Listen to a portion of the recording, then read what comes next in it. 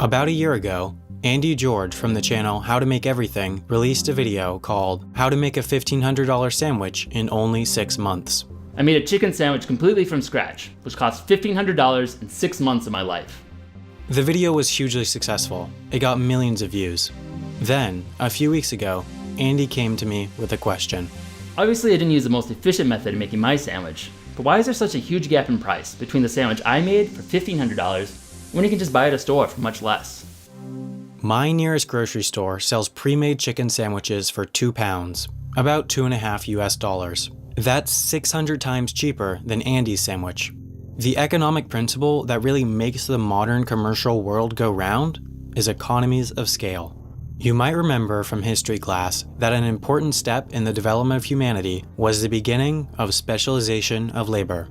That was the point when advancements in technology were far enough along that the amount of food one person could produce was higher than the amount one person needed to survive. Since there was a surplus, some people could go and do other things, like science, research, writing, and even production. This also helped spur the development of the first real cities, since everyone didn't have to live on farms. Specialization of labor was in a way the very beginning of the use of economies of scale, because instead of everyone growing and making everything they needed, different people did what they did best, and exchanged goods to get what they needed. Fast forward almost 10,000 years, and the world is almost entirely specialized. Individuals almost never make things for themselves, except for Andy George. I challenged myself to see if I could, as an individual, make something as basic as a sandwich entirely by myself. I grew all my own vegetables, harvested and ground my own wheat to make bread, killed and butchered my own chicken, and even flew all the way from Minneapolis to LA to collect ocean water to boil down for salt. The salt is what we're going to focus on. The reason is because Andy's salt production process was almost identical to that of a larger firm. He had to gather raw materials, process it into a product, then transport it to a final market. Those 3 steps have been optimized in our modern world to yield insane cost reductions. In order to make my salt, I spent $298.88 on a plane ticket, $57 to rent a boat, and $641 for a 5-gallon jug. All just to gather the few ounces of salt I needed. He only needed a small amount, but for the same price, he could have gathered more than a pound's worth. For his 6 ounces of salt, Andy paid $362.40. That's $52 per ounce, more than triple the cost of silver. Each gallon of seawater yields about 4.5 ounces of salt when evaporated, so his 5-gallon jug could have carried enough water to make 22.5 ounces of salt, or 1.4 pounds. At that production rate, the cost per ounce is $16, but we can make it even cheaper. We just need more 5-gallon jugs. If we buy, say, 9 more 5-gallon jugs at $6.41 each, our total cost would be $419.98, but we could make 14 pounds of salt. That brings the cost down to $1.87 per ounce. But we can keep scaling this up, to an extent. Andy's method of transport was flying, and at that base rate, his total cargo capacity was only the capacity of his carry-on bag. The largest carry-on bags have a capacity of 45 liters or 11.8 gallons. 1 gallon of salt weighs 18.1 pounds, so assuming nobody ever checks the bag, Andy could have carried 213.6 pounds of salt. To produce that much, Andy would have needed 153 5-gallon jugs, and the boat he was on could have only carried about 10, so he would have needed to rent 15 more. So if we add together the plane ticket, the 153-gallon jugs, and the 16 boat rentals, we get a total price of $2,191.58. A lot more, but it's worth it, because at this production rate, the salt only costs 64 cents per ounce, but we can keep scaling. The average rate to hire a Los Angeles-based 40-foot semi-truck is $2 per mile. To drive the 1,912 miles from Los Angeles, California to Minneapolis, Minnesota, it would therefore cost $3,824. The usable capacity for these trucks is 2,395 cubic feet, or 17,916 liquid gallons, or 325,000 pounds worth of salt. Sounds great, but the US only allows a total gross weight of 80,000 pounds on the road. And that has to include the weight of the truck itself, so the actual transport capacity is only about 40,000 pounds. Salt is just so dense that we can't load a truck to its full volume capacity.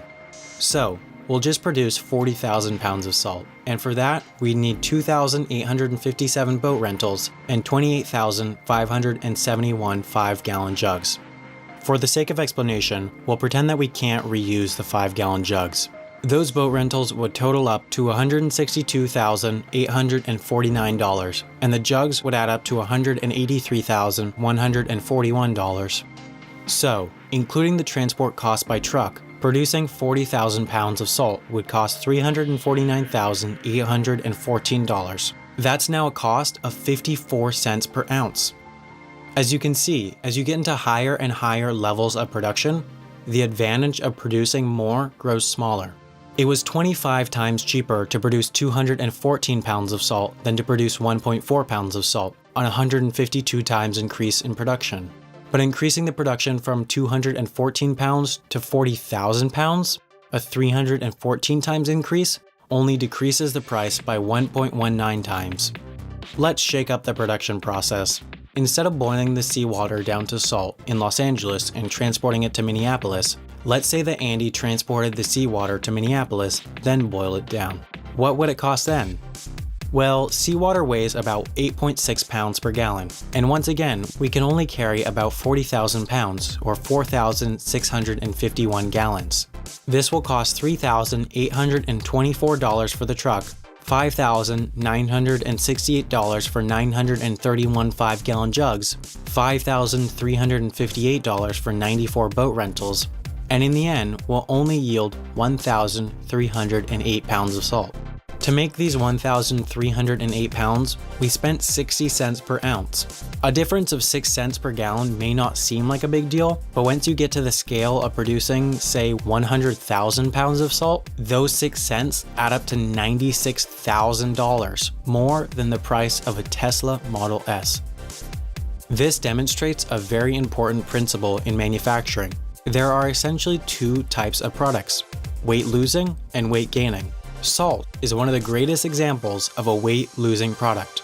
You put in a lot of raw materials, in this case seawater, to make a little product. Obviously, it doesn't make sense to ship the raw seawater cross-country when you can just boil it down in Los Angeles.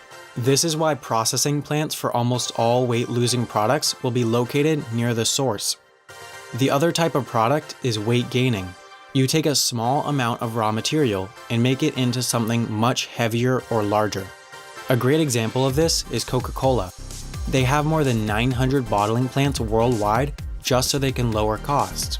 If transport was not a factor at all, they could achieve lower costs by having one single mega factory.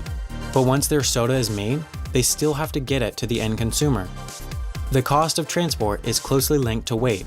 So since they just take a small amount of flavors and ingredients and add it to water, something available almost anywhere, it makes sense to produce their product near the end consumer.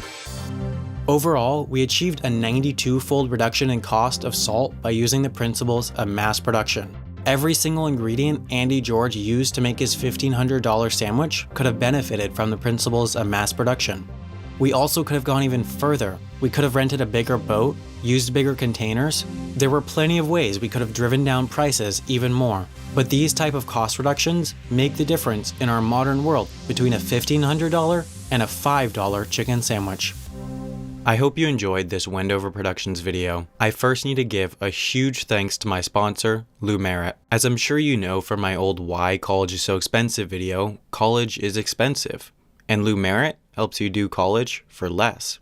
Whether you're already in college or want to be, Lou Merritt Scholar helps you get the same degree from the same college for thousands of dollars less. Lou Merritt allows you to take up to 3 years of college from anywhere in the world on your own schedule for $4,000 a year or less. Once you're ready to enroll in a traditional college, their in-house degree specialist will make sure that all your earned credits transfer. If this sounds interesting to you, head over to go.loumerritt.com/Wendover to see how much you could save with Lou Merritt Scholar.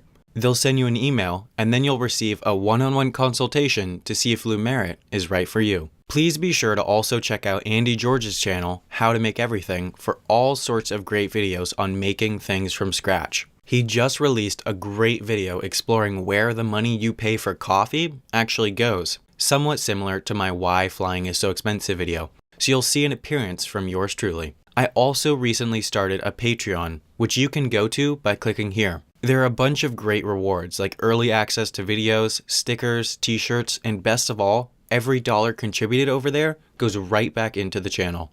Aside from that, please follow me on Twitter @WendoverPro, watch my last video on urban geography, check out my fan-moderated subreddit at www.reddit.com/r/wendoverproductions, and most of all, subscribe to this channel. Thanks again for watching, and I'll see you in 2 weeks for another Wendover Productions video.